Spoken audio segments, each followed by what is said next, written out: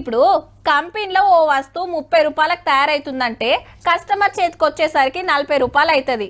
తయారు చేసిన కంపెనీల లాభం, నడిమిట్ల అమ్మే డీలర్ కమిషన్, ఆడికేళ్ళ దుకాణంలో అమ్మేటోళ్ళ లాభం, దాని మీద సర్కార్కు కట్టాల్సిన ట్యాక్స్ అన్నీ కలిపి గింత పిరమైతుంది అన్నట్టు.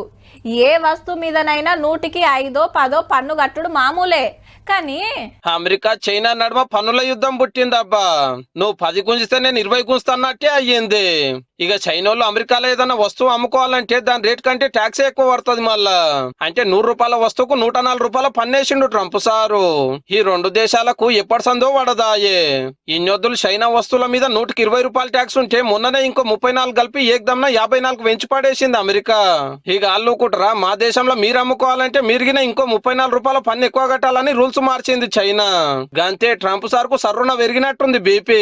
దునియా నాడిచే నాతోటి ఆటలా అని ఇలా 50% ట్యాక్స్ పెంచే వరకు 104 రూపాయలు అయిందన్నట్టు. అంటే అసలు కంటే కొసరు ఎక్కువ అయ్యే వరకు చైనాలో బిజినెస్ లకు దెబ్బ పడ్డట్టే.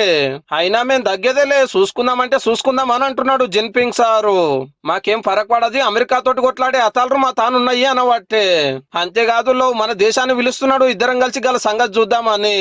అయితే ట్రంప్ సార్ ఒక ఆఫర్ ఇచ్చిండు, పన్నుల మీద మాట్లాడాలంటే అమెరికాకు వస్తే కూకొని రూపాయి అటో ఇటో దించుకుందాం అనుకొచ్చే వరకు జపాన్, దక్షిణ కొరియా దేశాలు చర్చకు పోతున్నాయి.